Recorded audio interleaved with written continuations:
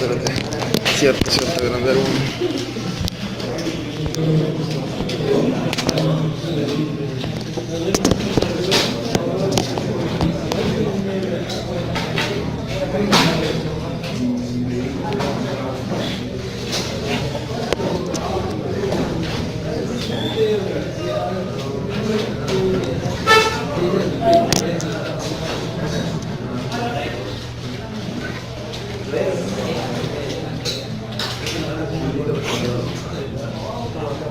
Dime otra vez.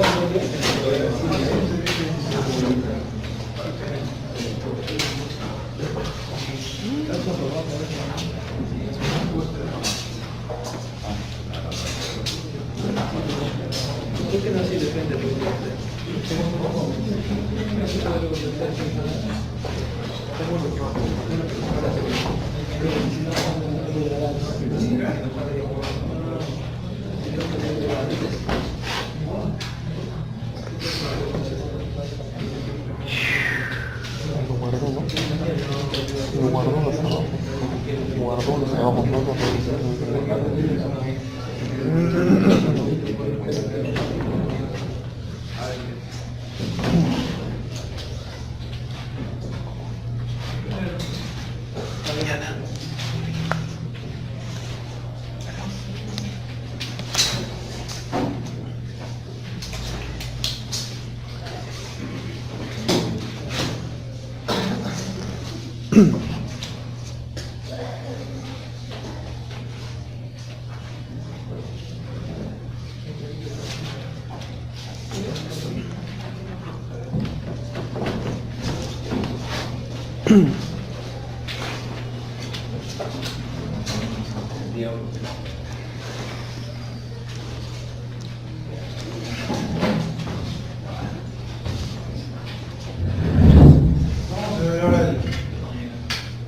Líneas de conducción.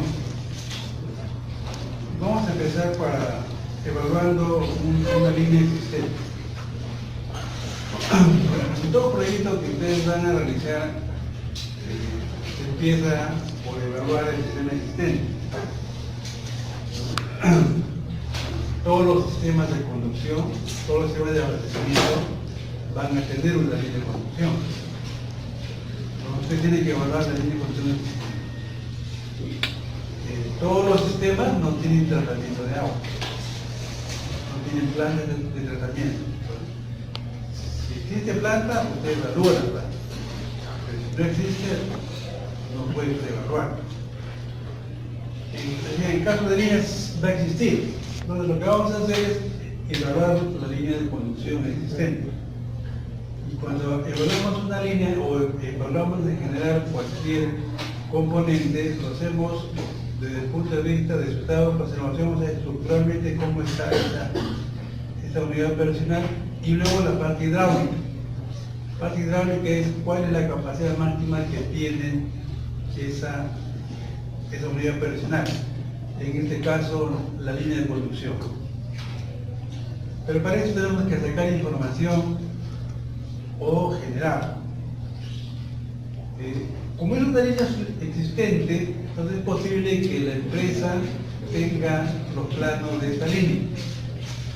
Plano en cuanto a trazar la línea de planta, por donde se pueda observar por dónde va la línea de conducción. Y el perfil de esa línea.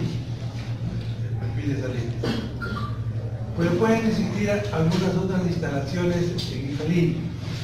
Puede ser válvula de aire, que hay que también evaluar, válvula de purga, de repente alguna cámara de presión o alguna válvula de presión, sobre todo cuando son líneas,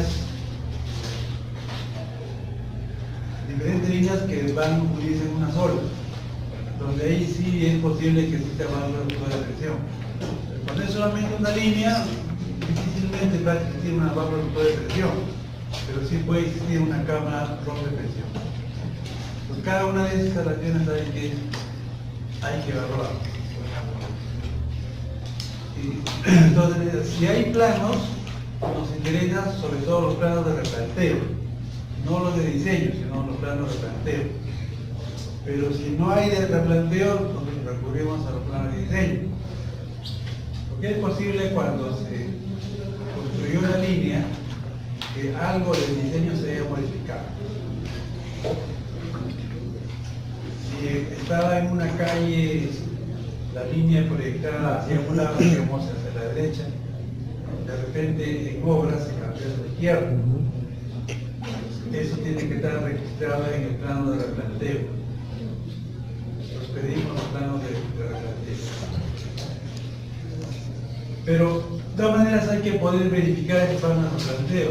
¿Qué es lo que verificamos? El trazo de la línea. Si concuerda con lo que está en el plano. Están los procesos normalmente que sí. En el plano de diseño puede haber alguna variación. Vemos los planos de planta y de perfil. En el plano de perfil están todas las características de la línea. ¿Cuál es el diámetro nominal? ¿Cuál es el material de la línea? ¿Cuál es la clase de tubería? Y los diferentes materiales o diferentes diámetros que pueden haber a lo largo de la línea. Puede haber más de un material, puede haber más de un diámetro. Material porque de repente hay un cruce aéreo, de repente se cruza un río o una quebrada y ahí hay cambio de material. Realmente la línea tiene un solo material, así que el material que predomina en toda la línea, pero en algunos casos puede cambiar en pequeños cambios. Si hay esa información, facilita el trabajo, pero si no hay esa información, hay que integrarla. ¿Qué es lo que hacemos para ubicar la línea? ¿Cuáles son los puntos que nos indican por lo menos por dónde pasa la línea? Esos puntos vienen a ser estas marcados. Una válvula de purga, una válvula de aire, una caja de presión, que son los que afloran la superficie. Por ahí nos indica, por ahí se está dando la línea. Y la otra información que vamos a sacar es de los operadores de la línea. Aquellos que estuvieron en la época en que se construyó la línea. O alguien que tenga referencia de cuál es el trazo de la línea. Con ese trabajador recorremos todo el trazado de la línea. Y también vamos con el topógrafo. Porque el topógrafo lo que va a hacer es nivelar. No va a ser un levantamiento topográfico exacto, pero por lo menos que haya una nivelación. ¿No? Desde dónde se inicia la línea hasta dónde descarga. Por eso que recorremos el trazo de la línea con el topógrafo. Un modo de verificar es encontrar esto. Válvula de purga, válvula de aire, válvula de purga de aire o cargar. Eso nos indica que el trazo que está indicando es correcto. Entonces lo que hace el topógrafo hace por lo menos que saque el perfil. Digamos, si usted está en la empresa, no hay problema, la empresa tiene un topógrafo, el topógrafo se levanta, implanta el trazo de la línea. Pero cuando hay con consultoría los recursos son limitados, no está considerado en el presupuesto, pero por lo menos tiene que hacer la nivelación. O sea, nos va a entregar el perfil de la línea. Porque para poder determinar la capacidad hidráulica tenemos que tener el perfil de la línea. El trazo nos indica por dónde va, pero con eso no tenemos información de capacidad. Ya. ¿Cómo sabemos si la tubería puede seguir prestando servicios o hay que cambiar? O algunos casos tienen que cambiar. Esta información la podemos sacar del área de mantenimiento de la empresa. ¿Cuáles han sido las incidencias que se han presentado en la línea? ¿Dónde se han hecho reparaciones? ¿Dónde ha habido roturas? ¿Dónde ha habido fallas? ¿Y por qué? Tiene mucho que ver el tiempo de instalación de la línea, ¿no? Una tubería que tiene 40 años, digamos, ya está llegando a su vida útil, entonces la tubería comienza a fallar. También depende del material de la línea. Con tuberías de PVC o polietileno, mayormente no vamos a tener dificultades en cuanto a la conservación del material. Pero con otra tubería, por ejemplo, hidrodúctil, puede haber problemas, que el suelo ataque la tubería. Entonces, si fuera este material, tendríamos que descubrir la tubería para poder ver en qué situación se encuentra. Y esto se va a hacer con una calicata. O sea, ubicamos entrando en la línea y hacemos una calicata. Un hueco, digamos, de 30 centímetros de diámetro, llegamos a la tubería, la descubrimos y vemos en qué situación se encuentra. Si encontramos que la tubería, digamos, de hierro útil está protegido con una manga de plástico y no hay humedad, probablemente la tubería esté protegida. Bueno, ahí no queda otra cosa que romper esa manga para poder ver que está la tubería. Y luego tratar de resanarlo si la dejemos expuesta al suelo. También podemos sacar una muestra del suelo y llevarlo al laboratorio a ver si ese suelo es agresivo al material de la tubería. Si encontramos que la tubería, por ejemplo, hay líneas aunque ahora ya casi no se utiliza tubería de concreto, pero en las épocas que se utilizaba tubería de concreto reforzado, descubríamos la tubería y veríamos si el concreto era atacado por el suelo. Si era así, teníamos que confirmarlo con otra calicata. El mismo trazo de otra calicata y ver el estado de la tubería.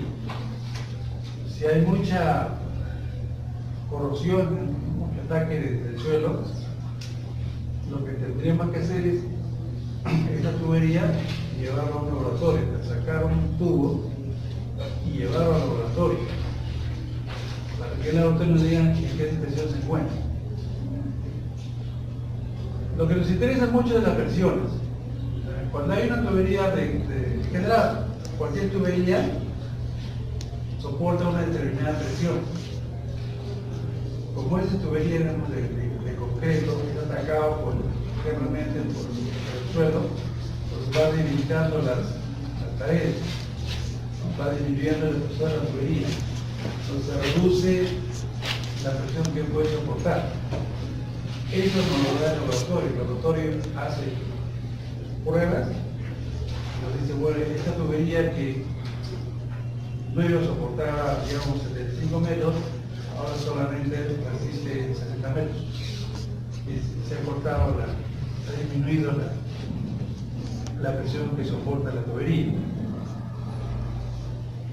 Lo que tenemos que ver luego es si esa presión se presenta en el sistema.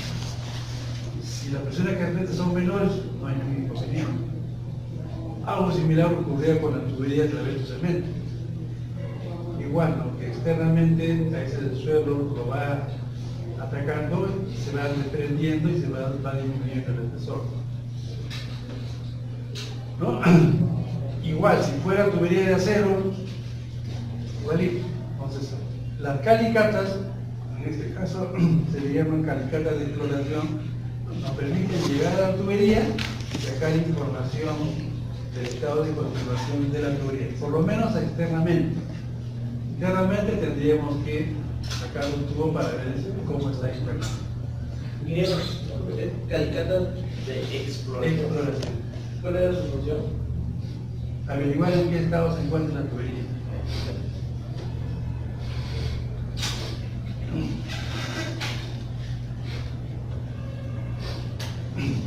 Entonces, finalmente, si ocurre algún problema con la tubería, el laboratorio correspondiente nos dirá si esa tubería se puede o no seguir utilizando.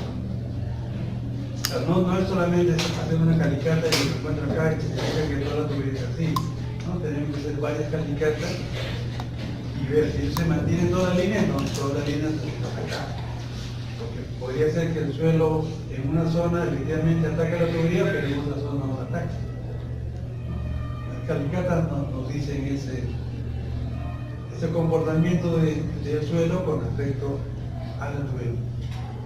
¿Y hay una distancia más o menos que habría de campaña en calicar y calicar? No, hay como si fuera una calicata que puede estar por 200 a los 500 metros. Entonces, puedes hacer el mismo cada 500 metros. Haces una, luego haces otra, y si ves que sigue, vas avanzando. Si ya se perdió, ya aparece ningún problema, ahí no se queda. Eso sí es que la línea es de... Claro. En el caso de líneas más pequeñas. Más pequeña, si es una línea por decir de 200 metros, hace su altura.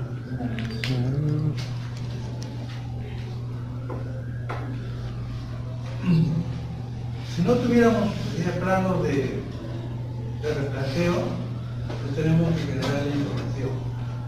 Entonces, esa calicata también lo empleamos para determinar el material de la tubería y el diámetro de la tubería.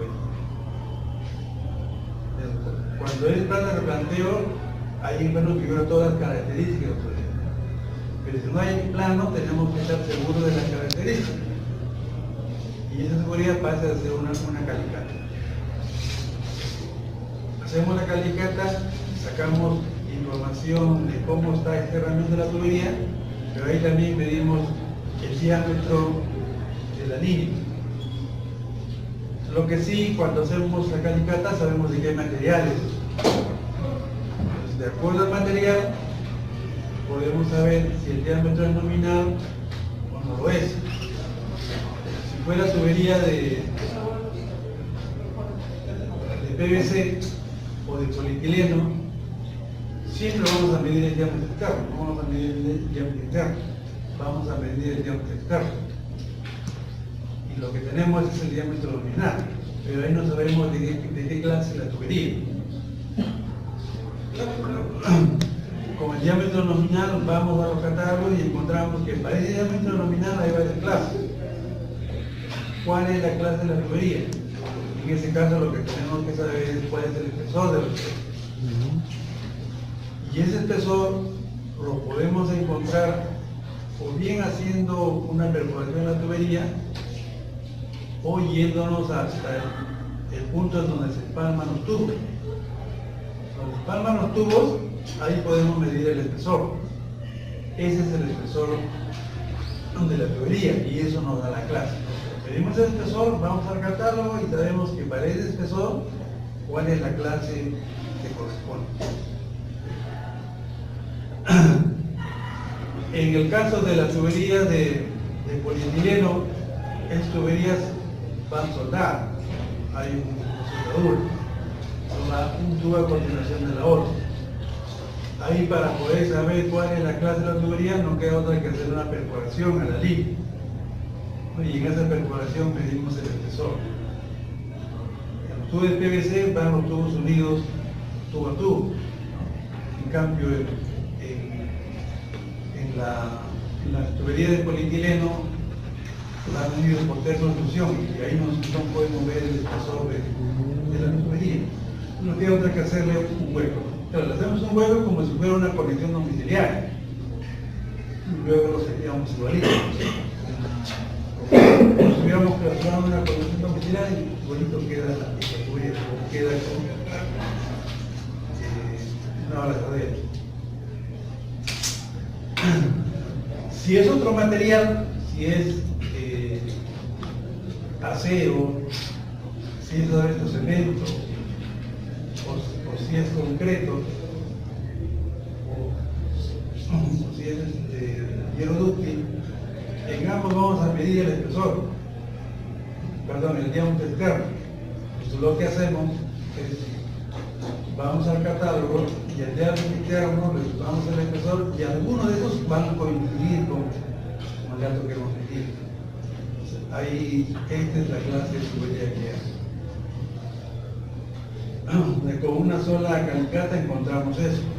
En cambio con tubería PVC tenemos que cubrir hasta el punto donde se une la tubería, ¿no? Y ahí medimos el espesor.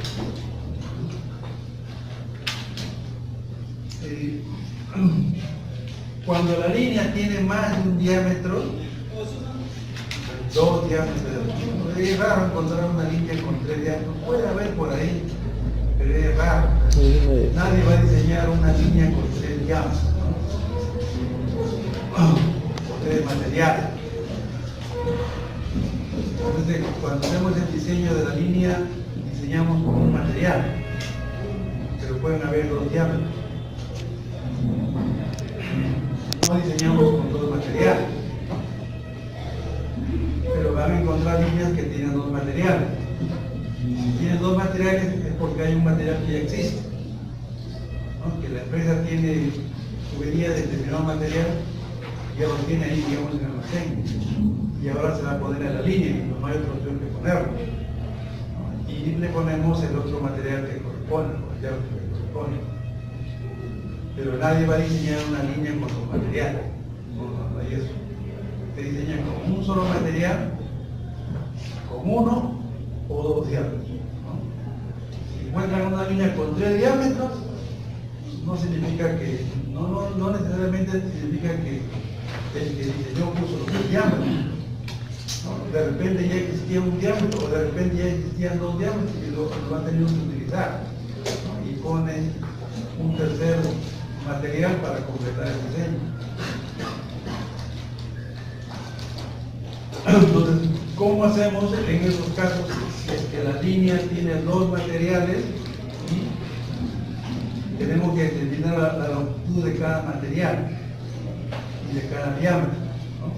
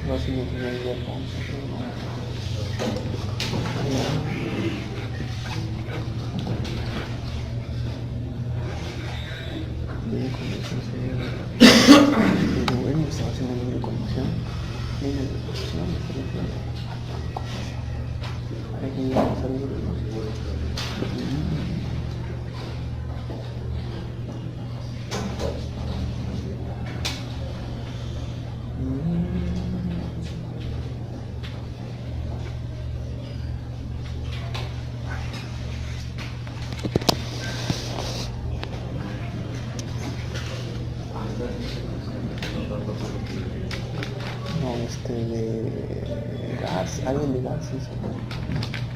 No creo. Ah, pero no. Voy a pasar. Vamos a poner que esa línea sale de la planta, ¿no? La planta de repente de una cisterna o de repente de la cámara de contacto. Entonces, usted ahí puede verificar cuál es el diámetro que elige la línea. Prácticamente es un tramo corto que en muchos de los casos se podría hacer. Y luego recién viene propiamente la línea con el material que predomina en la línea. Lo mismo también en la zona donde llega.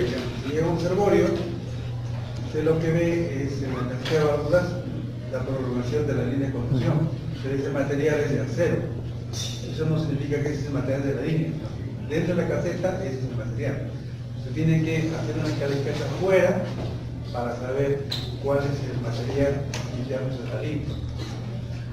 Esa verificación al inicio y al final les dice si hay cambios o no de diámetro.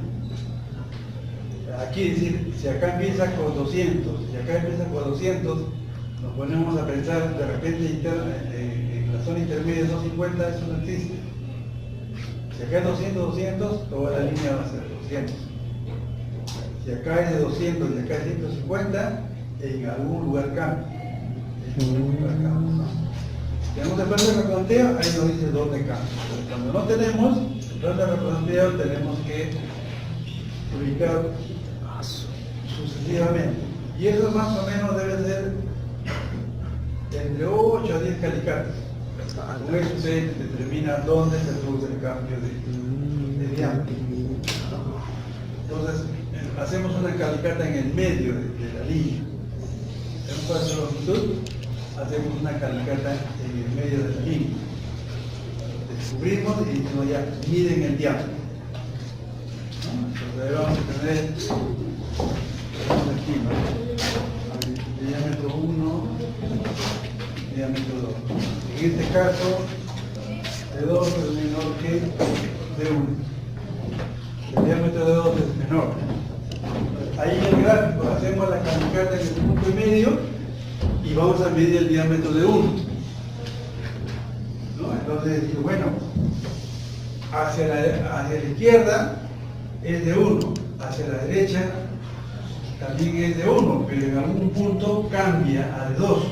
Entonces, el cambio está hacia la derecha. Descartaron ustedes la mitad de toda la línea de conducción. En esa mitad del lado derecho, vuelta. En el medio, hacen otra calicata. Y ahí, como está en el gráfico, van a encontrar que en ese punto medio, el diámetro es de 2. En ese punto, hacia la derecha, todo es de 2. Hacia la izquierda también es 2, pero en algún sitio cambia de 1.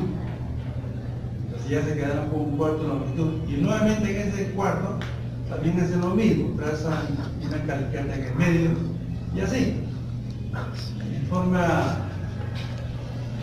progresiva, se van a ir acercando al punto de cambio en el diámetro, hasta que lo encuentren. Más o menos haciendo entre 7 y 10 calicatas, encuentran ustedes el punto de cambio de diámetro. Ahora sí ya tienen perfectamente definido qué longitud es el diámetro de 1 y qué longitud es el diámetro de 2. Lo otro es dónde cambian las clases de tubería. Si fuera hielo dúctil, no hay problema. El hielo dúctil le ponen una sola clase, que era la normativa permite utilizar varias clases. Pero podemos encontrar una sola clase y se acabó, ¿no? Pero si encontramos tubería de PVC, estas cambian las clases. Entonces, ¿cómo encontramos las clases de tubería? Pero también igualito, vamos a hacer con calicatas. Pero ¿qué es lo que vamos a medir ahora cada vez que hacemos una calicata? Hemos hecho una calicata y en esa calicata vemos el estado de conservación de la tubería, vemos el diámetro de la tubería, vemos el diámetro, perdón, la clase de tubería. Entonces ya sabemos cómo determinamos el diámetro, ahora cómo determinamos la clase. Bonito, como lo habíamos visto anteriormente. Entonces en cada calicata puedo sacar varias información. No te voy a hacer una calicata para el diámetro, otra calicata para hacer las cosas. En esa misma calicata sacamos toda la información que nos interesa. Entonces, igual, en algún punto, por ejemplo,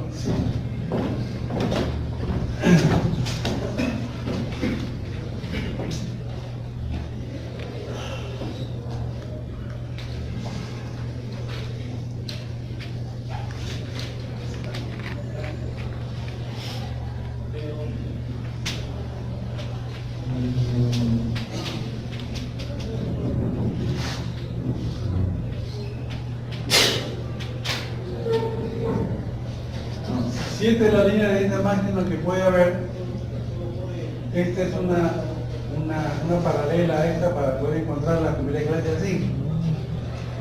Aquí es donde va a cambiar la tubería de clase. Lo que hacemos es, con calicata encontramos ese punto. Si tenemos el perfil y tenemos esa línea de distancia máxima, ya podemos acudir más o menos saber por dónde está la clase de tubería, ¿no? Y lo que hacemos es verificamos en el terreno. Hacemos una calicata y sabemos que en ese punto debe haber un cambio de clase. Y eso lo verificamos en el terreno. ¿Cómo?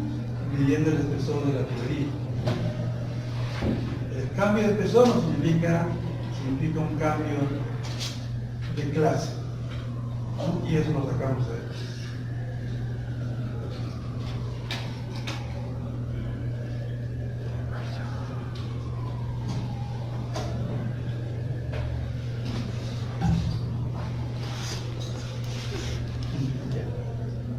Otra información que podemos sacar de ahí es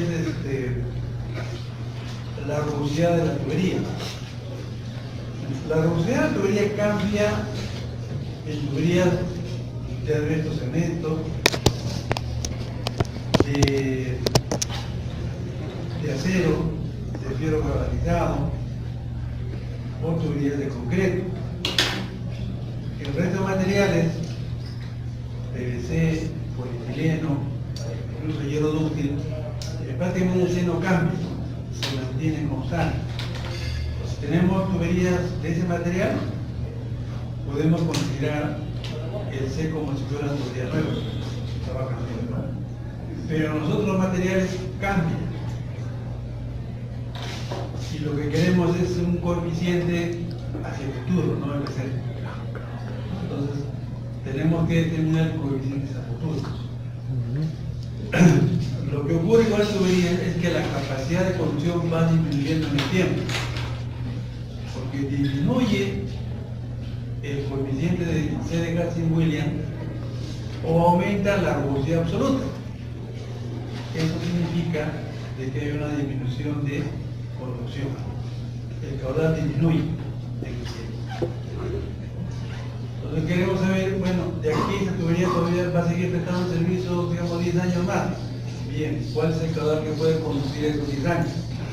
No reconduce en estaciones, sino a mitad. Para eso tenemos que conocer cómo varía el coeficiente de rugosidad o la rugosidad absoluta. Eso nos va a decir cuál será el coeficiente o rugosidad de aquí a 10 años. Y con eso tendremos la capacidad. Para eso,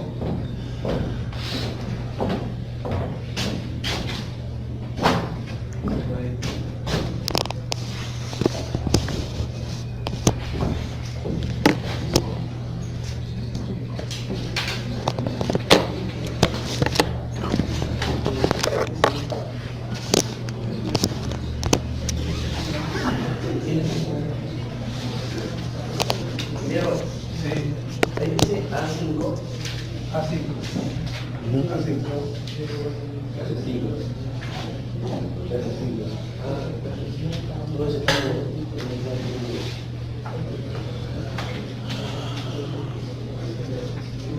¿Cómo tiene sentido?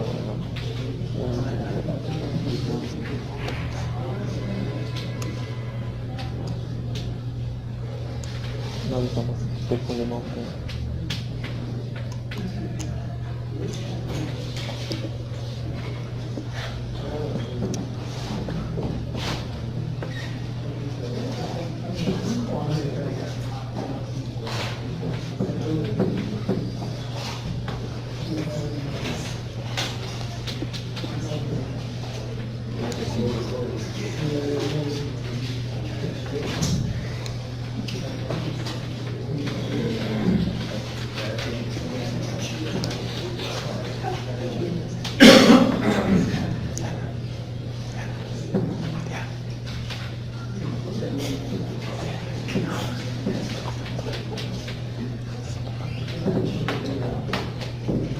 Lo que vamos a hacer es, en la línea, vamos a tomar dos puntos. Supone que esos dos puntos están en el mismo diámetro. El punto 1 y el punto 2. Entonces, en el punto 1 hacemos una calicata y lo mismo hacemos una calicata en el punto 2. Y ahí lo que vamos a hacer es poner un manómetro. Tenemos que perforar la tubería para poner un manómetro.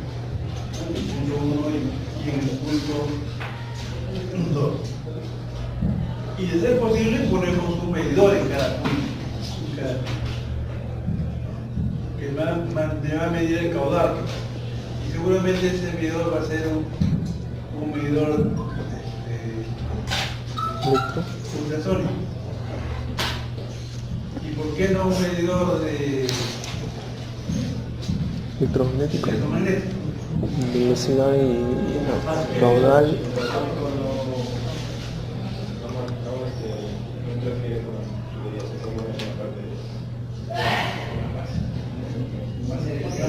No tiene que insertar. En el caso del medidor electromagnético, hay que insertarlo, tiene que cortar la tubería, poner ahí. Y a esos diámetros realmente son medidores que vienen internados. Tienen que cortar, poner un triple de acero plata mínima y poner el medidor. De que se puede instalar, solo que hay más trabajo que hacer. En cambio, si ponen un medidor ultrasónico no hay problema y se va pegado hacia la tubería. Es más sencillo. Entonces, ponen un medidor en el punto 1 y un medidor en el punto 2. Lo que tienen que verificar es que los caudales en ambos medidores sea prácticamente el mismo. Lo que significaría que en ese tramo no hay fuga. Porque si hay fuga, distorsiona el resultado. Poniendo medidores en ambos puntos, certifico de que ahí no exista fuga. Se supone que los medidores están calibrados, ¿no? No hay problemas en eso. Bien, además podemos poner el medidor para que pueda registrar la lectura a lo largo del día. Tanto el medidor de caudal como el medidor de presión. Y lo que hacemos es nivelamos al eje de la tubería, digamos caso, la corta topográfica de la tubería. Entonces, los dos puntos están separados a una determinada longitud, con la característica. Sabemos cuál es el diámetro, sabemos cuál es la presión en ambos puntos, sabemos cuál es la cuota electromagnética en cada punto y encontramos la pérdida de carga, ¿no? La diferencia del punto 1 menos el punto 2. Entonces tenemos las 4 variables y con eso determinamos el C o el caso S. No, pero ese es el C o caso S presente, en el momento que estamos haciendo la medición. ¿No? Luego tenemos que saber cuál es el C cuando la tubería está nueva y qué tiempo esa tubería ha estado prestando servicio. Pues con eso fácilmente podemos extrapolar al año que queramos. Entonces ya vamos a hacer el C o caso S al año que nos interesa para saber cuál es su máxima capacidad.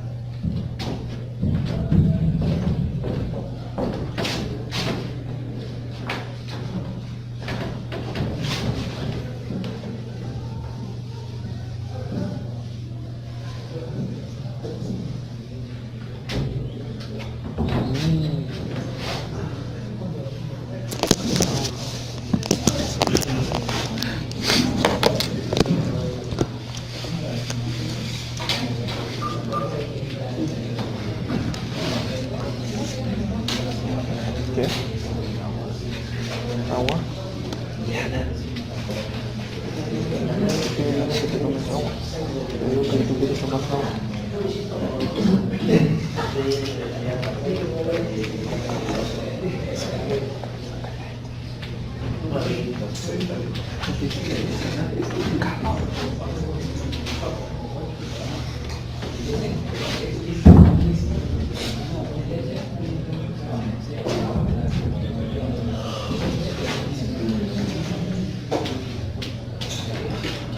Pero ahí no tiene nada que ver el pavimento para hacer el cuentista. No tiene nada que ver.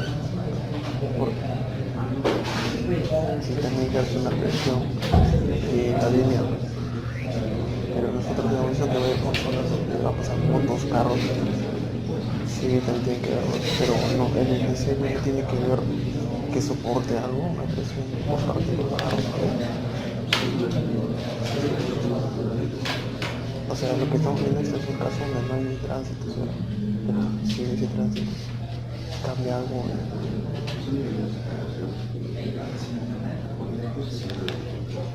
Ya.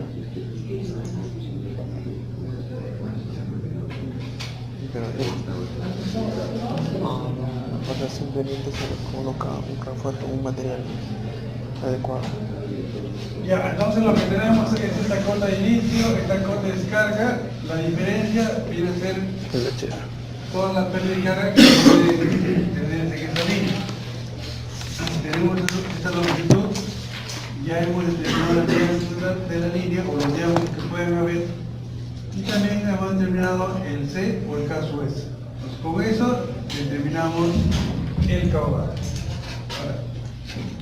La línea puede estar trabajando con esta línea gradiente. Si está trabajando con esta línea gradiente, significa de que acá todavía hay una altura que no se ha utilizado. Esta altura significa que la línea puede llevar un caudal mayor al que está pasando con esta línea gradiente. Esa vendría a ser el caudal máximo para esta línea de gradiente máxima. Eso es lo que queremos determinar. Para esta gradiente máxima, ¿cuál es el caudal máximo que debe pasar para que se vea esa gradiente? Esa sería su capacidad de conducción. Pero siempre y cuando esta línea gradiente máxima no afecte o no supere las presiones que puede soportar la tubería. Si conocimos la verificación de la clase o la clase que indica ahí en el plano, esa línea gradiente no supera esas presiones, entonces esa sería el caudal máximo. Pero si existe en la línea algún problema con la tubería o las clases son menores, entonces no podríamos poner que ese sería el caudal máximo. Sino con esa información tenemos que identificar hasta dónde puede ir la línea. De repente a un punto intermedio por acá, ¿no? Si va por acá, porque la tubería no puede soportar mayor presión, entonces con esa línea sería la capacidad máxima. En principio con la diferencia, pero eso se corrobora con la clase de tubería. Entonces, por eso es necesario conocer la clase de tubería. Ya tenemos definida la clase.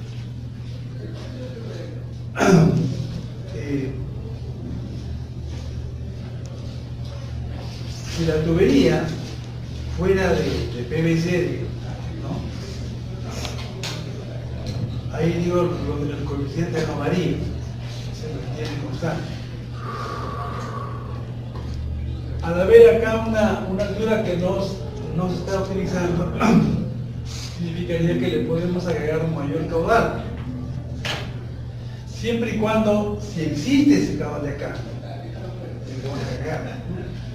Por ejemplo, si actualmente está pasando, digamos, este de acá, digamos, es con 60 litros, ¿no? Y las unidades operacionales que están por acá, descargan los 60 litros. Si en estas unidades yo puedo incrementar el caudal, entonces lo comiencen a ingresar progresivamente. 60, 61, 62.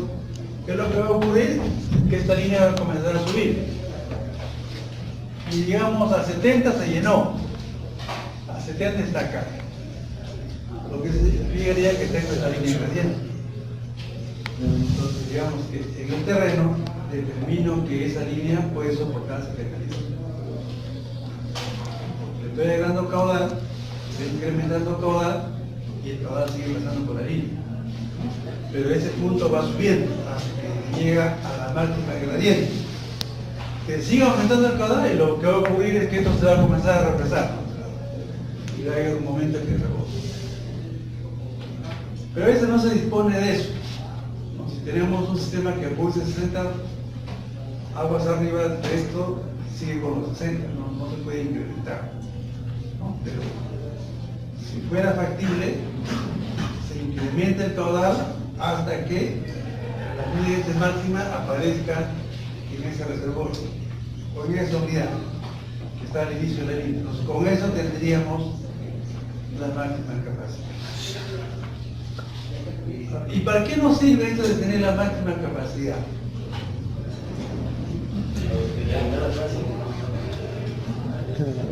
Uno podemos saber cuánto puede más llevar y lo otro que para poder reforzar esta línea le tengo que poner una paralela para conseguir todo el caudal. Pero digamos, a ver,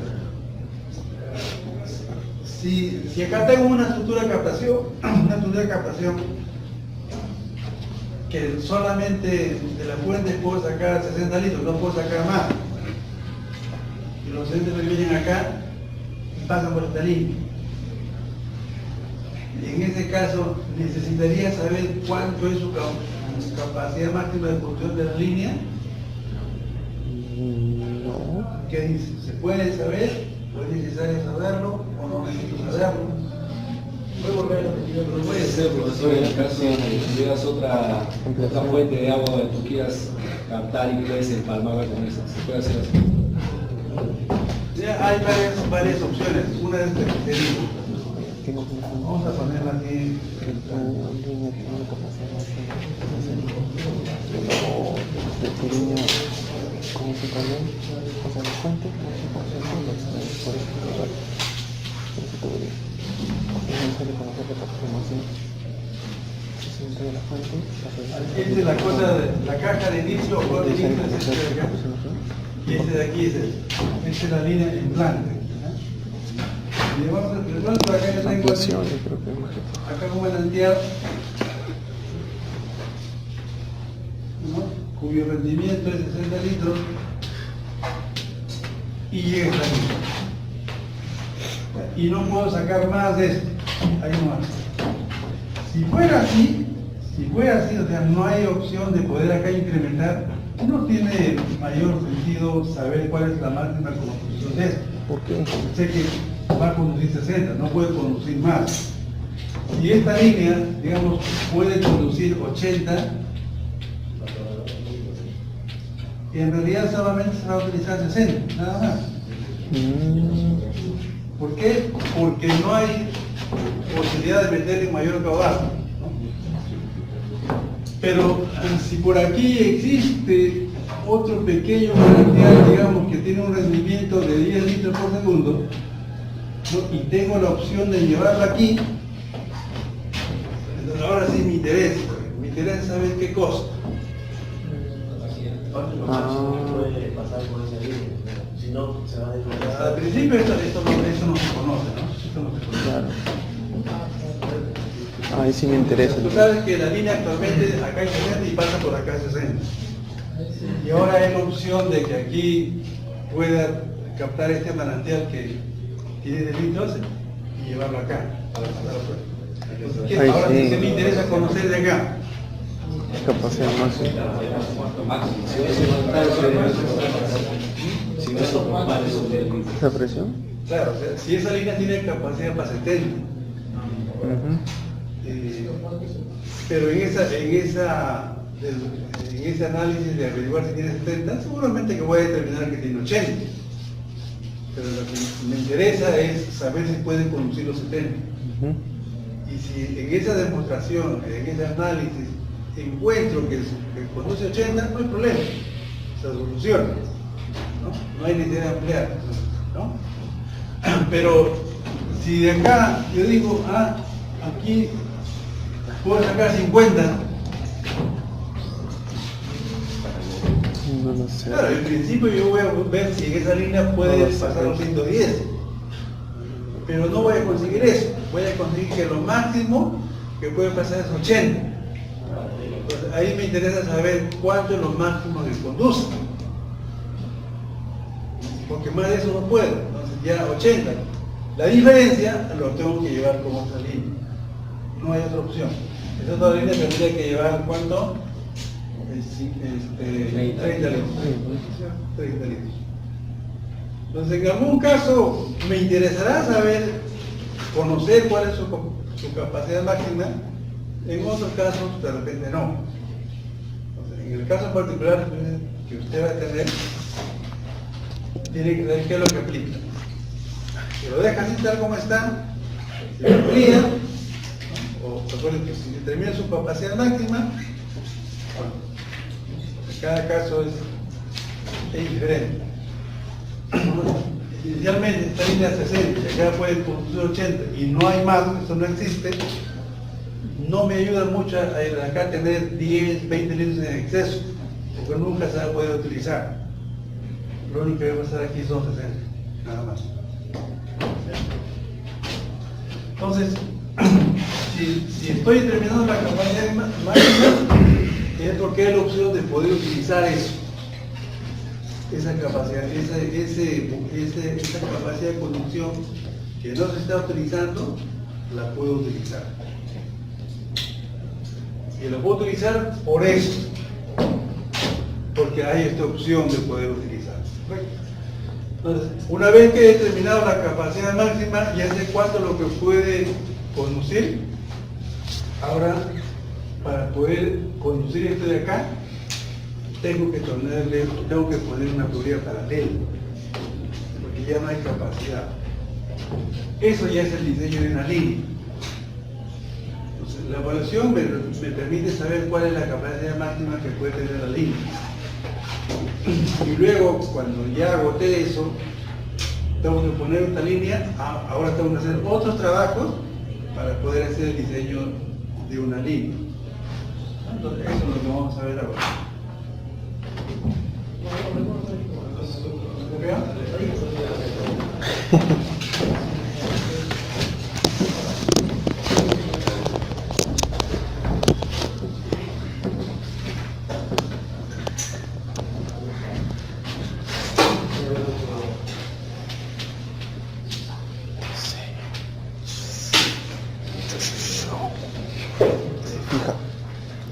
Se fija mal parcial.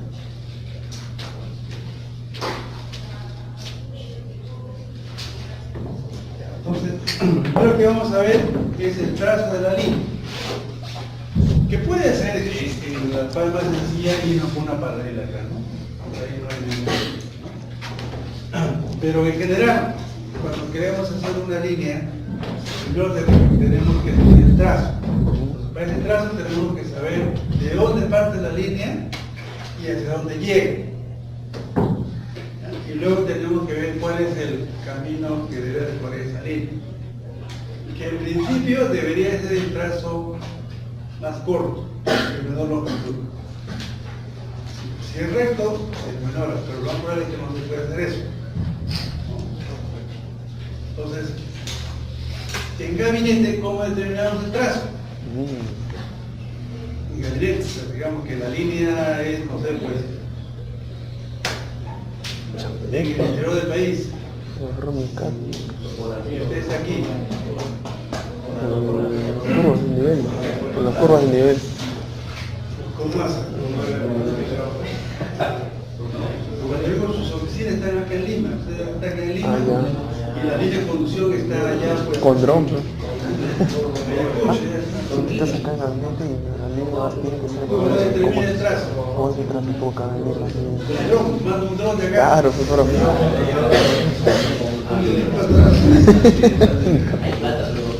Sí, claro. Tienes que viajar, ¿no? Tienes que viajar, ¿no? Digo esto porque usted tiene que ir a la zona con información, tener idea de lo que quiere hacer. No es que voy allá y a ver qué hago, no. Usted desde el lugar donde esté, Google, solo tiene que buscar información. Google, ¿Qué información Google. tenemos para poder hacer un trazo de la línea? Google Earth. Topografía, ¿de dónde saca esa topografía? Google Maps.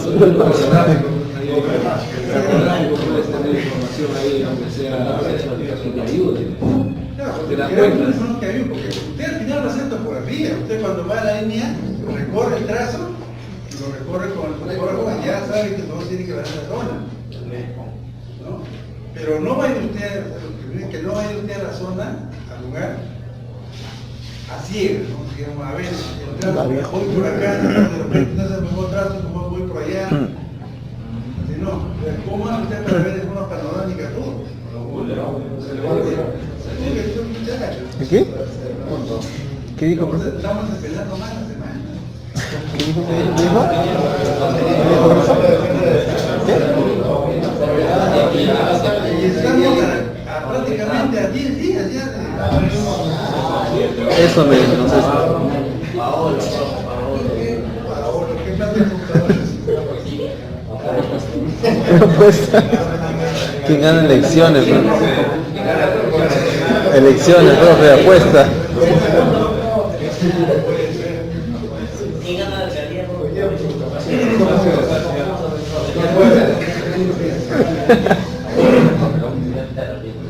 Medio punto siquiera, profe. ¿Cómo quieren apostar ustedes? Uy, me siento en la asistencia, ¿no? Yo apuesto por, ¿cómo se llama la chica? ¿Capuñay?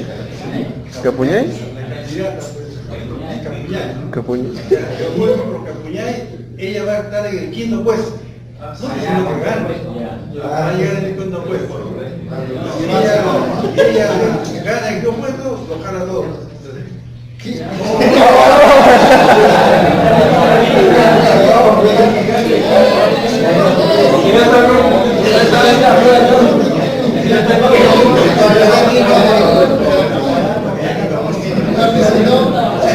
Hay que votar por ella.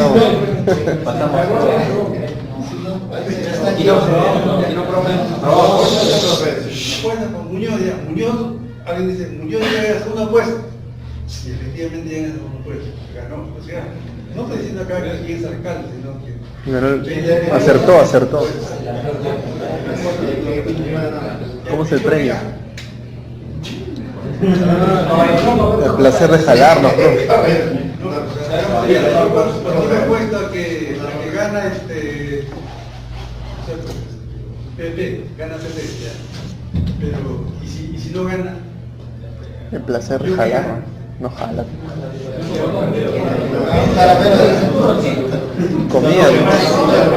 Comida, profe. Dos cajas. Sirenitas, profe. es como si usted va y apuesta a la tinga. Si gana la tinga, gana 5 millones. Pero si pierde, Sol.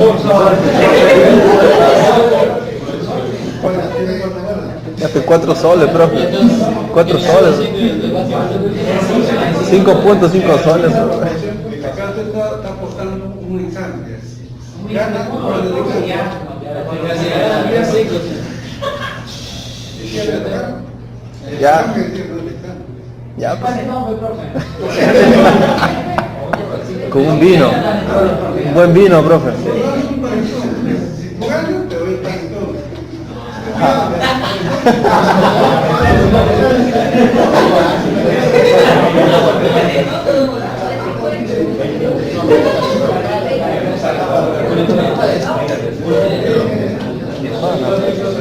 Bueno, después comenzaré un poco más de detalle.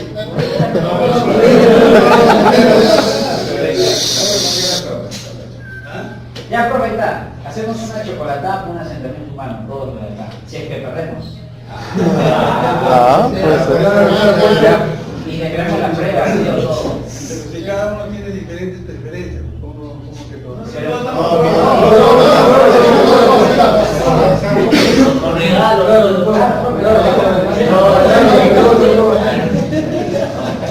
¿Quién gana?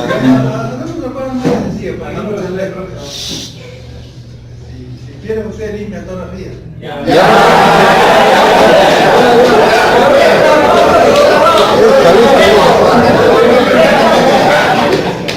listo, bro.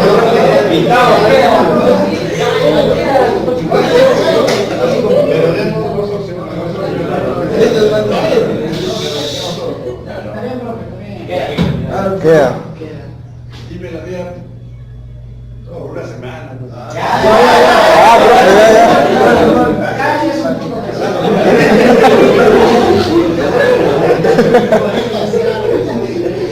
Queremos pasar, profe, como sea. Pero limpia todo, pues si alguien vaya... Baño, todo, techo, todo.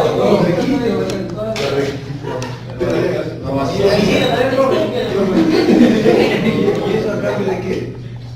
¿Aprobar? ¿A cambio de qué?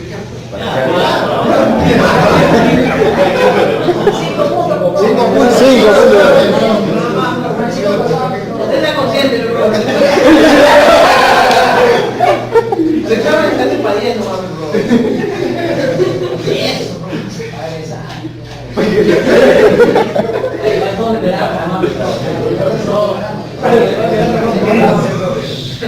Después conversamos un poco más de digamos con eso. Ya, entonces, ustedes saben dónde empieza la línea y dónde termina. Segundo es el trazo.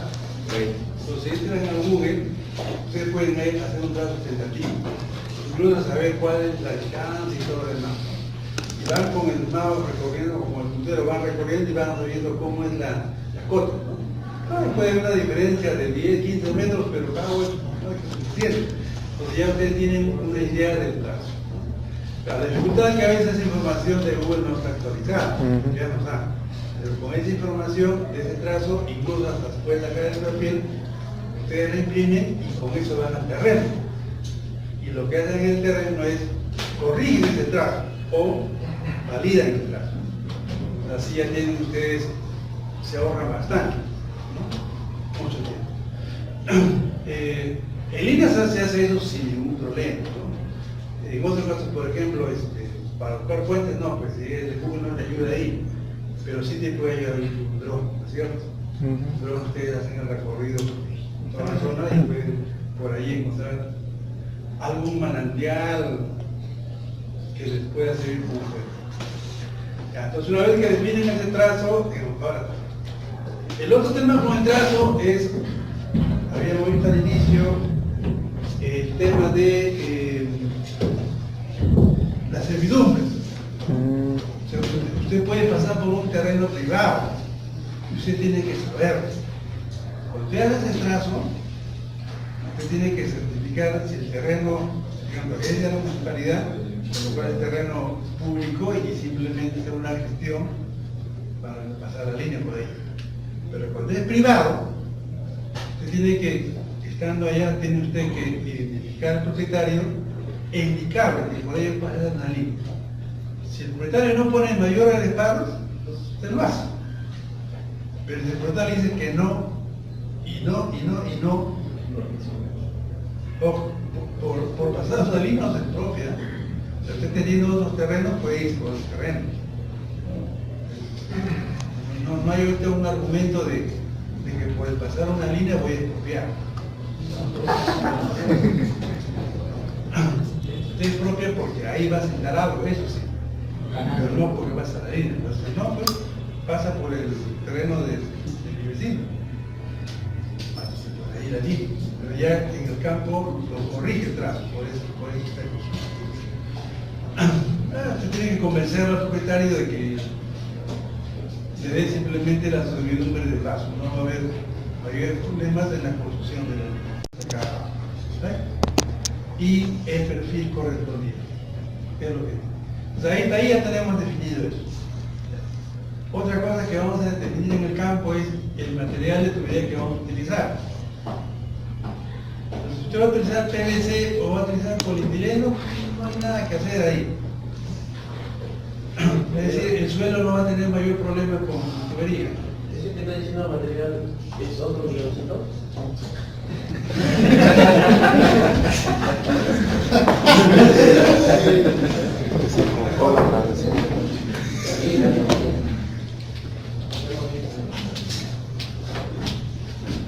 La topografía no es antes, ¿no? Ingeniero, para hacer diseño se comienza siempre con el trazo. Claro. Pues se supone que... Ah, claro. ¿Topografía dónde estaría? No, pero después del trazo viene la topografía. Usted cuando define, digo, usted en gabinete define un trazo preliminar. En el terreno, valide ese trazo. Una vez que está validado, ahora viene el topógrafo y ya se da. Pero cuando usted va a definir el material de tubería, todavía está en el campo. ¿Qué nos interesa conocer para definir el material de tubería? Uno es el trazo, porque puede pasar a una zona que es rocosa y no hay otro lugar, otra zona de paso. Ahí va a tener que utilizar tubería visible, o sea que va a estar expuesta.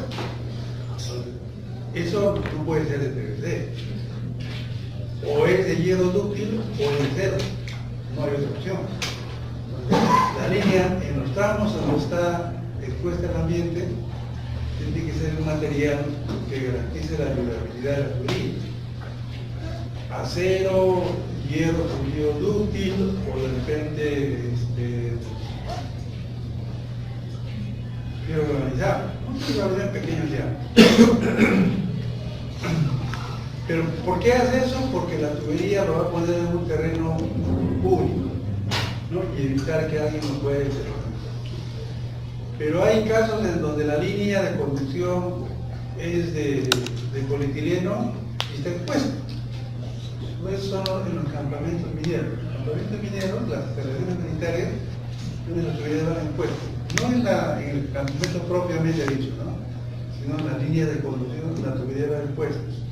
¿Y por qué va expuesta? Porque la tubería así está dentro de las propiedades de la tubería. Es un terreno privado. No va a haber un tercero ahí, un terreno privado delimitado y ahí utilizan la tubería vecina. En el sistema de agua de la EPS ponemos tubería encerrada para evitar que nos roben el agua, no hagan alguna conexión clandestina. Y el otro que la tubería está protegida, ¿no? Contra externos.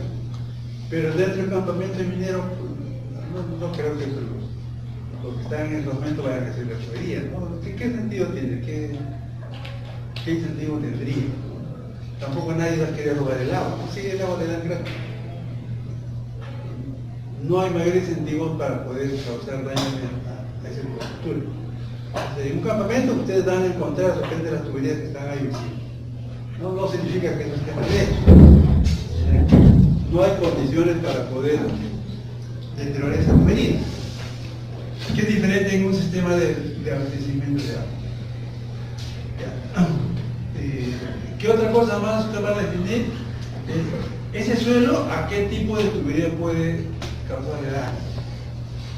Vas a tener problemas con la tubería de hierro dúctil, con los materiales no. Si la entidad exige de que la tubería sea de hierro dúctil, usted tiene que asegurar de que el suelo no ataque la tubería. Entonces, para eso tiene que hacer una cosa. ¿Con quién tiene que estar al lado ahí? Especialista de suelos. Mecánica de suelo, profesor. ¿Ah? Mecánica de suelo. Especialista en mecánica de suelo. Quiero calicar acá. Solero. Él le va a dar esa información y con eso usted toma decisión. Pero ya usted para la tubería de PVC no es necesario, ¿no? Pero con fines de presupuesto va a tener que calicar. Cuando usted está diciendo yo dúctil, no, yo quiero que me haga los análisis para ver si esa tubería va a sufrir algún daño con el suelo. No, hasta Pensando. sí, cree que ya está cansado, la garganta está seca. Vinito, profe, vino. La delegada, bueno, también si hay cruces aéreos, usted tiene que decir material. Puede utilizar polietileno en cruce aéreo o puede utilizar tubería de acero. El problema con el hierro, bueno, si va a utilizar hierro dúctil, que sea bridado. Porque si es unido con GB, no, porque en el cruce aéreo la tubería está expuesta al movimiento, el viento, en ese movimiento se puede separar la tubería. Mejor es que esté emperrado o sea una sola tubería, como en el caso de polietileno. Si le va a poner hierro dúctil, emperra. Acero, de hecho, eso va empernado. No ponga tuberías así unidas con piedra. ¿Qué otra cosa más del material de la tubería? Después ya vimos. Si pasa alguna depresión, digamos, va a cruzar una sequía, un canal, un río, también qué material se va a utilizar en esos casos. ¿Y qué protección se le tiene que dar a la tubería? Entonces, cuando hay un cruce debajo de un cauce, a las tuberías se le pone dentro de una viga. Es una viga reforzada, no hay problemas. Bueno, cuando elegimos el material de la tubería, indirectamente estamos eligiendo el coeficiente de rugosidad. Con el trazo obtenemos la primera variable para el cálculo hidráulico. ¿Cuáles son esas variables? ¿Cuáles son esas variables que obtenemos cuando hacemos el trazo?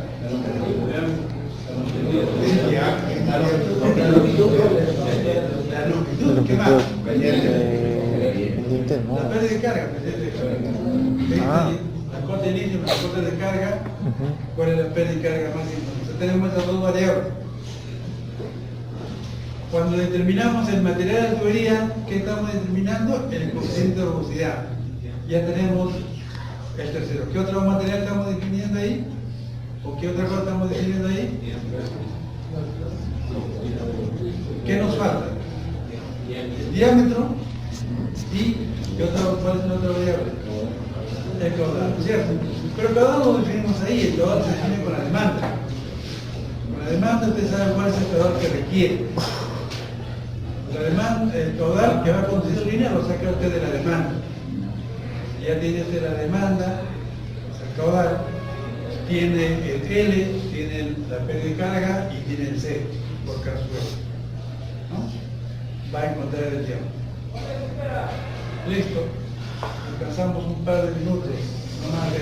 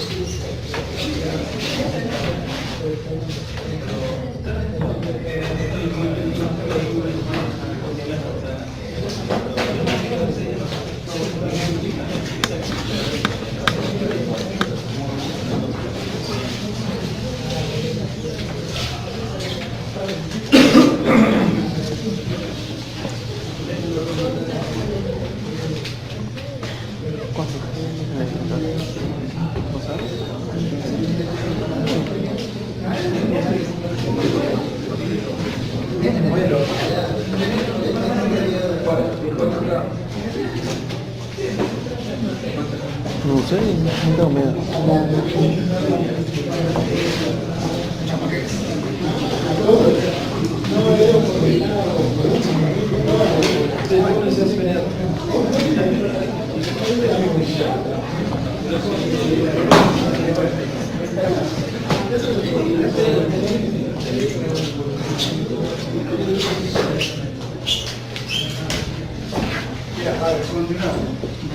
Vamos a ver ahora las clases de tubería, la presión que puede soportar la tubería.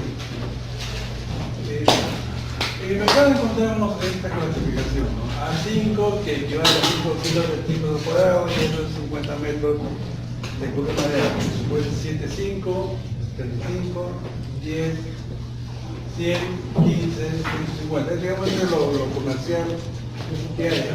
Ustedes en PVC van a encontrar algunas clases intermedias. Esto es PVC o polietileno. En caballero dúctil también han aparecido ahora clases. Hay clase, creo que 5, 75, pero no le llaman nada, sino le llaman C. C100 creo que. ¿No? Pero digamos la tubería de hielo dúctil, diámetros pequeños, puede soportar hasta unos 60 bares, que son 600 metros. Diámetros de 150, 200 milímetros llegan a 100. Y tuberías de metro hacia adelante pueden soportar hasta 22 bares. Estamos hablando de 220 metros. Entonces, por el lado de hielo dúctil no hay problema. Entonces, las líneas que utilizamos están dentro de ese rango. En el caso de tubería de acero hay dos clases, ¿no? Cédula 20 y cédula 40. La que más utilizamos es cédula 40, que va hasta 400 metros. Puede resistir 400 metros de presión. lo que tenemos que definir en la línea es cuál va a ser el punto de referencia para poder encontrar la clase tubería. La línea 1, la línea gradiente 1, es la línea de operación. Cuando el personal que va a trabajar la línea se va a mantener esa línea gradiente. La línea 2 es la línea gradiente máxima, el caudal máximo que puede conducir la línea, entonces tiene esta forma. Y la línea 3, en realidad ahí no hay ningún caudal, lo que se hace es, aquí se cierra el ingreso al reservorio, entonces se genera esta presión. No hay caudal, es esta línea. ¿Cuándo se da esta situación? Cuando comienzan a aparecer los sistemas CADA. Los CADA permite a distancia, por ejemplo, cerrar el reservorio y se forma esa línea gradiente. Lo que tiene que definir primero es cómo es que la línea va a trabajar. Si va a trabajar con esta situación, esta o la otra. Pero ahora todos los sistemas, todas las empresas están tendiendo a tener un futuro, un sistema SCADA, lo que significaría que la línea eventualmente podría trabajar con este de acá. Eso lo tienen que consultar con la empresa para ver cómo va a ser en el futuro el trabajo de esa línea y la dejan preparada para que puedan estar de esa manera. Hay mayor costo en este caso que con relación a eso. Antes de que aparezca este sistema SCADA, se trabajaba con la máxima capacidad o con la línea de operación. En función de estos dos, esta de acá era la más favorable, porque en un momento la línea podía llevar ese caudal, entonces con esta línea se determinaba la clase de línea. Eso lo tienen que definir con el cuidado. Vamos a considerar que trabajamos con esta línea de gradiente máximo. En el resto es el mismo, de la misma forma hacer. Sí. El jueves va a haber test. Ya no, ya no. ¿Ah? Después no. A ver, yo le dije que iban a haber 12 test, ¿no es cierto? 6 antes y 6 después del parcial. Esta semana es la 7ª semana. No hay test. Y además hay una resolución rectoral que dice que en esta semana no se debería tomar ninguna evaluación. No hacen capacho. Eso de estudiar es puro. Sabemos que no va a ser así. Hay que dar discusión rectoral. Por ejemplo, su trabajo solamente la han hecho hasta el día domingo, nada más. Salvo aquellos que se han comprometido con el documento que entregué, que el día jueves presentaban trabajo. Eso, lo que se han comprometido ese día. ¿Qué día no te regresan? Jueves, el lunes es feriado. El otro lunes es feriado. Jueves. ¿Ah? No, jueves.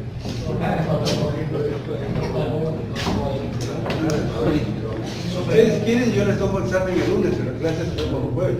Bueno, entonces no vamos a... Si ustedes desean, yo les tomo examen el lunes, el 8 al lunes 15.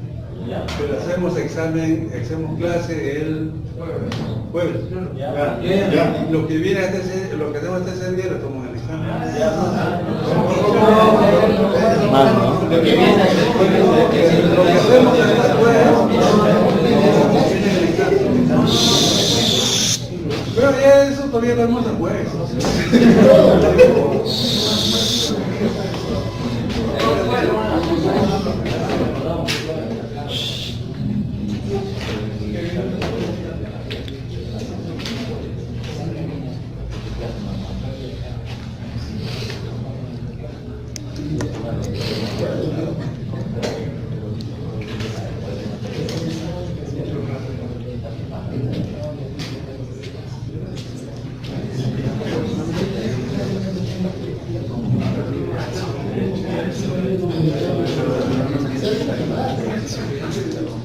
¿Puedo ver mi nota y estar grabando a la vez?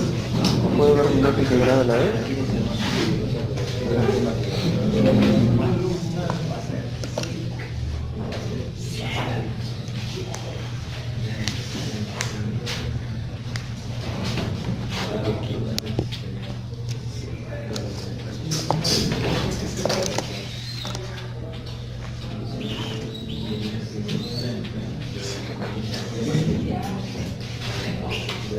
Bien, entonces, con cualquier línea que tomen como referencia van a hacer lo mismo. Si toman como referencia esta línea es máxima, entonces primero vamos a ver esto de aquí, ¿no? ¿Qué tramos van a tener esta clase? Entonces trazamos una paralela a 50 metros. En realidad 45. Por estos límites de acá. Como las tuberías de agua no van con cotas, sino van en promedio 1 metro, 1,5 metros, 2 metros, 1,5 metros de profundidad, para evitar algún problema en esta zona, en vez de 50, 45. En vez de 75, 70. Entonces llegamos a 45 metros.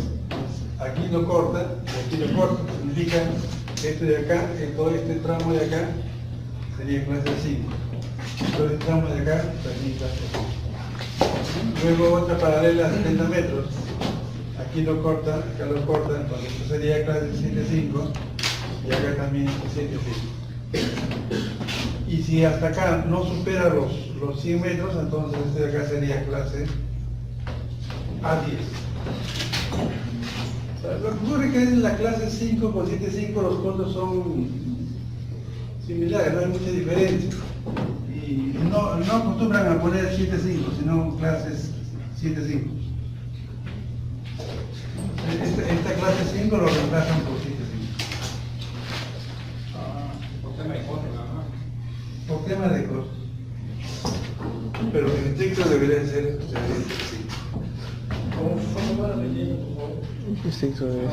Los costos de este acá son similares. Este es un poco más alto que esto, ¿no? Entonces no hay mucha diferencia y por costos quitan esto y le ponen 7.5. Mejor todavía. Allá. Entonces ahí tienen la longitud de la línea donde se van a producir los cambios de tubería por clase. La clase, donde cambian las clases de presión.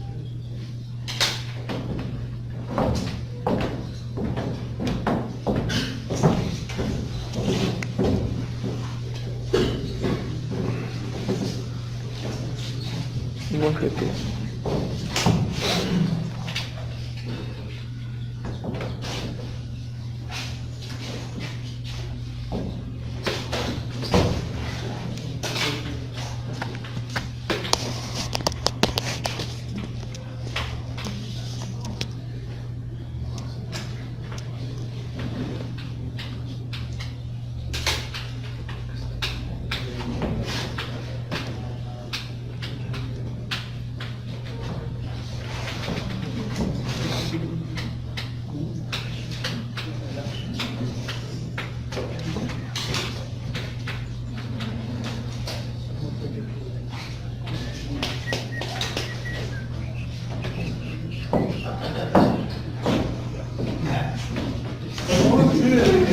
Hidráulico tenemos un diámetro exacto, no decimal.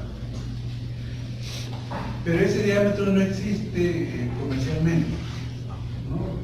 Lo que hay es, bueno, hay una propuesta de la serie ISO que va, para el caso del diámetro para el ámbito urbano, pasa de 50, 35, 100, 150, 200, ahí va de 50, 50 hasta 500.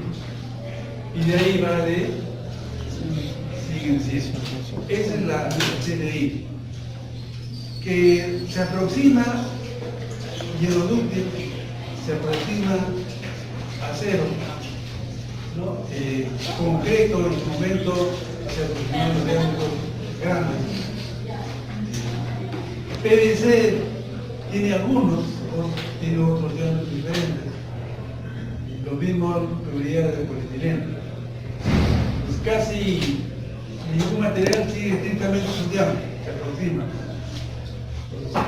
Cuando ustedes dicen voy a utilizar tal material para la tubería, lo que usted tiene que tener es el catálogo de ese material. En el catálogo va a tener ustedes cuáles son las clases de tubería que hay, ¿no? Cuáles son los espesores y sobre todo cuál es el diámetro hidráulico, el diámetro interno. Nos interesa para el diseño ese el diámetro interno, no el diámetro nominal. El diámetro nominal es el nombre de la tubería, el nombre apellido de la tubería. Pero ese no es el diámetro con el cual vamos a hacer el cálculo hidráulico, sino con el diámetro interno. En el caso de PVC, el diámetro nominal es el diámetro externo, corresponde al diámetro externo. Usted tiene que quitar 2 veces el espesor, de acuerdo a la clase, le quita 2 veces el espesor y lo que le queda es el diámetro hidráulico, que es lo que nos interesa para el cálculo. En el caso de la tubería de hierro fundido dúctil, el diámetro nominal coincide con el diámetro interno. Si el diámetro nominal es de 90 milímetros, que hay 90 milímetros, significa que internamente el diámetro es 90 milímetros. PVC sí se tiene que disminuir. PVC le tiene que quitar el espesor de acuerdo a la clase tubería. El diámetro nominal es, digamos, 200 milímetros, pero el diámetro interno va disminuyendo conforme incrementa la clase tubería. Conforme se incrementa la clase tubería, se incrementa el espesor, y por lo tanto el diámetro interno va disminuyendo. Una tubería de mayor clase tiene menos capacidad. En hierro dúctil, la tubería, independientemente de la clase, tiene la misma capacidad hidráulica. El PVC no. La capacidad hidráulica va disminuyendo conforme se incrementa la clase de la tubería. ¿Por qué? Porque se incrementa el espesor y disminuye el diámetro interno. Entonces, el material que usted seleccionó tiene que tener el catálogo de la tubería. Para en función a los valores que va calculando, vea qué diámetro selecciona. Y tiene que ser el diámetro comercial, no el otro. En el caso del PVC, le va a salir un número, ese número lo tiene que comparar contra el diámetro interno. Y si está dentro del rango, entonces recién le pone el diámetro nominal. Dice, es el diámetro de la tubería. Con ese diámetro comercialmente lo van a comprar. Entonces, si usted le pone 298.5 milímetros, seguramente lo van a aproximar a los 315, porque eso es lo que hay comercialmente. No le van a poner lo identifican con el diámetro nominal comercial. En PVC, por ejemplo, hay 90 milímetros, hay 110 milímetros, hay 140, hay 170. No escapa a esos números, más o menos sí. La tubería que más se acerca es hierro dúctil y acero. En el resto hay algunas diferencias.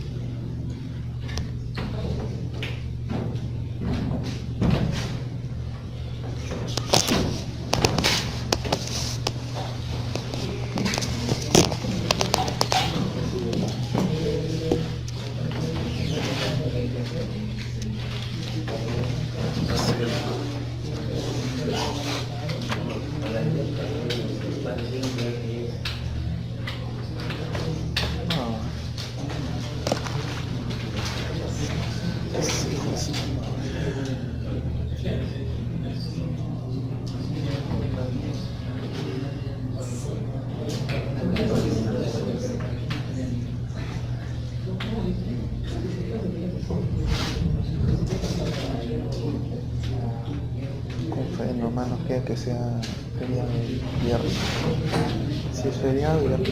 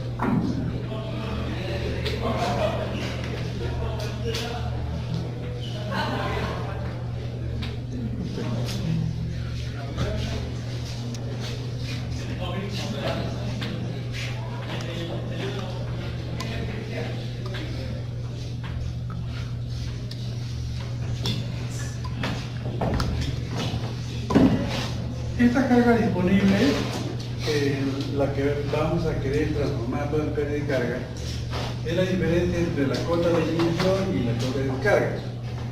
Entonces debemos de identificar de qué unidad va a iniciar la línea de conducción, cuál es la cota que le corresponde.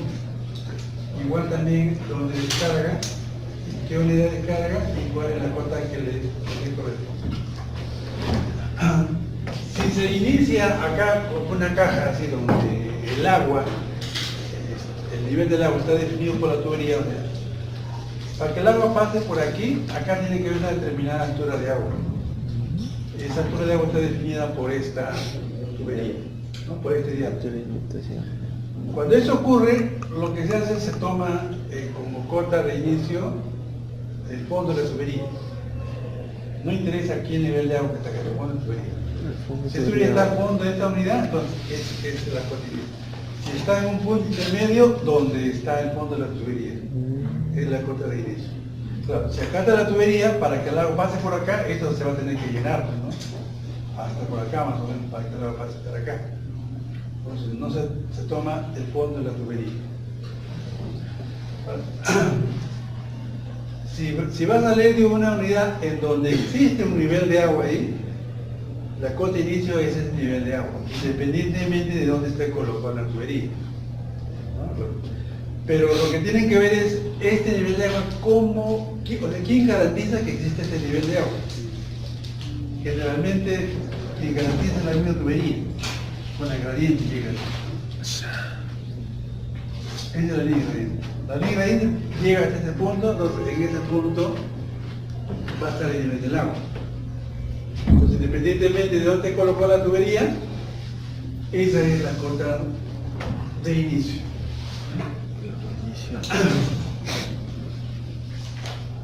La otra es la cota de descarga, también igual. Si descarga libremente, una descarga libre, se considera como cota de descarga el eje de la tubería. Tiene un eje, ese sería la cota de descarga, ¿no? Por ejemplo, los reservorios, ¿no?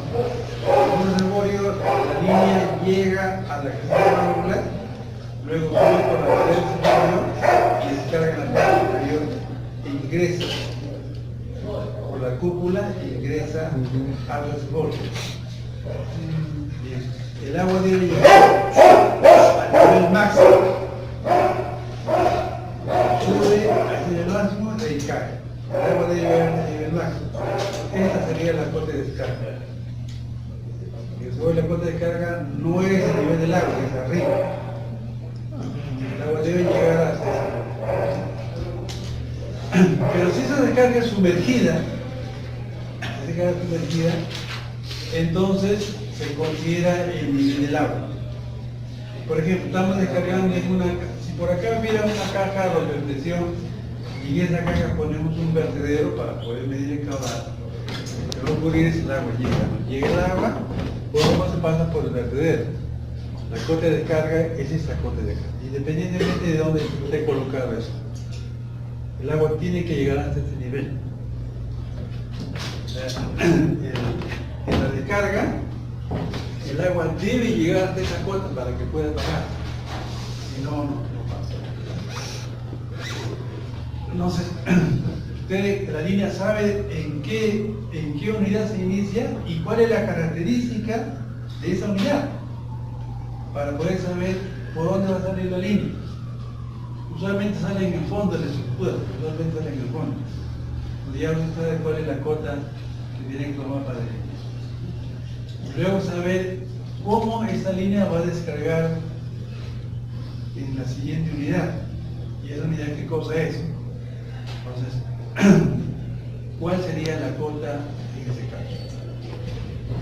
Esos datos usted lo va a generar, nadie se lo va a dar, usted lo va a generar. Acá en el salón le damos los datos, pero luego usted va a tener que ver los datos y sacar esas cosas.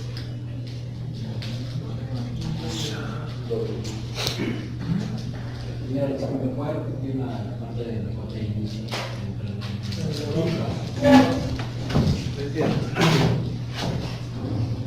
Imagínense que es una caja, una cosita cualquiera que es como una caja, ¿no? Digamos, a ver, de los filtros de la planta, la última unidad que tiene es la cámara de contacto. Después de la cámara de contacto, el agua pasa por un vertedero y cae en una pequeña cajita y de ahí sale la tubería. Es como si fuera, ¿no? Como si de acá por vertedero cae el agua aquí y de aquí se va.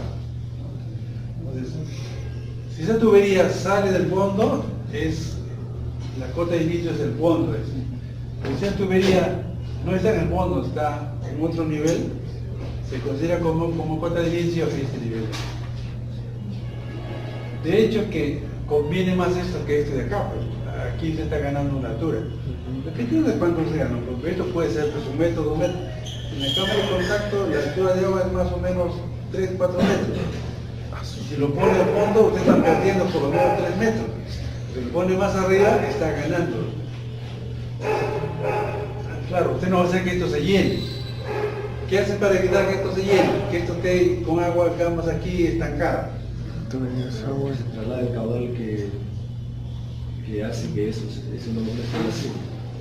Rebozo. ¿Qué hago? ¿Qué hago? Desagüe. Rebozo, desagüe. Reviso, no deje de escuchar. No, desagüe. Desagüe, por ejemplo. Desagüe. Decía, aquí, lo que realmente ocurre es que el agua va a estar así. No cae por acá, aquí salpica, pero tiene este nivel de ingreso. Cuando está aquí, lo que va a ocurrir es que el agua está a este nivel. Igualito, cae acá, pero se mete por acá. Es más o menos como este de acá estuviera muerto, sin movimiento. Desagüe, entonces. ¿Cómo evita esto? ¿Ah? ¿Cómo? ¿Qué quiere evitar? ¿Qué quiere evitar? ¿Qué es lo que quiere? ¿Cómo es la nuez? Dice. ¿Cómo es la nuez? Cuando está en este nivel, el agua llega y pasa. Aquí no hay ningún punto muerto, no hay nada. Pero cuando está acá, el agua aquí y se mete así. Lo que significa que esto de acá estaría sin movimiento, es como un volumen muerto. La forma de abajo tiene que ser unida como... ¿Cómo es la forma de abajo? Ahí sí. Me he visto, pero dice que está mal. Lo que hacen es, ahorita de acá lo rellenan de concreto. Allá. O sea, elevado el reservorio. ¿Pero por qué? Pero no es que lo lea, porque este de acá tiene esa forma porque la estructura así lo requiere. ¿Ya? Pero justo aquí, si no está más arriba, lo rellena, porque ese campo ya no tiene zonas muertas.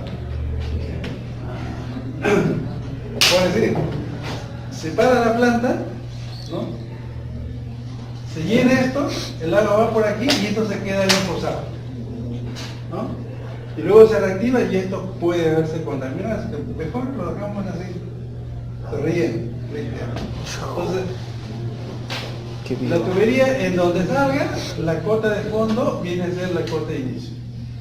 Ahora, si hay un determinado nivel de agua, Entonces la cota de inicio es el nivel de agua, pero este nivel de agua no se pone porque usted lo pide, o porque usted lo fija en el plano y ya está bien, no. Algo hace que este nivel esté en esta posición. Esa es la gradiente. La gradiente línea hace que se vea. Si esta gradiente está por acá, esta línea baja hasta ese nivel. O sea, no porque usted en el plano le pone ya, listo, ya. En ese caso que usted está explicando, ahí se entiende que es la gradiente máxima, ¿no? Claro, ahí se... Buen gato, ahí está. Dos veces.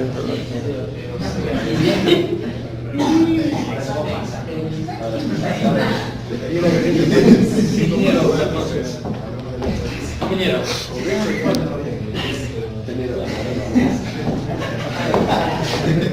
Ya, y cuando descarga, donde la cota de descarga es el eje de la tubería, donde está la tubería. Si es aquí, si está por encima, como el reservorio, lo que está por encima es la cota de descarga, el eje de la tubería. Y cuando esa descarga es sumergida, entonces es el nivel del agua, ¿no? Por ejemplo, en un reservorio, imaginen un reservorio, cuando descarga por la parte superior, esa cota es fija, ¿no? Porque la tubería está ahí fija, no está moviendo, esa cota es fija, y es la cota del eje de la tubería. Pero si hacemos que la descarga sea así sumergida, en vez de subir por el reservorio, ¿no? Sube de determinada altura, pero no supera el reservorio y se introduce al reservorio. Se introduce, así como se introduce. O sea, ahí, ¿cuál es la cota de descarga? La cresta, ¿no? Es la altura del reservorio. Si el reservorio, mejor dicho, es al nivel donde está la altura del reboste. Ese nivel, ese es el nivel de descarga. Pero ese nivel va a estar fluctuando. Pero el más probable es eso. En un momento cuando se llene, llega a ese nivel. Ese sería la cota de descarga. Claro, si le pongo un vertedero, este nivel va a ser fijo. Este nivel no se va a mover. Va a ser fijo, porque siempre va a pasar el mismo caudal y va a generar este nivel de agua y ese es la cota de descarga. Pero en el reservorio no. En el reservorio el nivel va a estar desplazando, moviéndose. Pero lo más probable es cuando llega hasta la altura de agua que debe en el reservorio, que coincide con la cota de reboste. ¿Listo? ¿La lista? ¿Quién tiene la lista?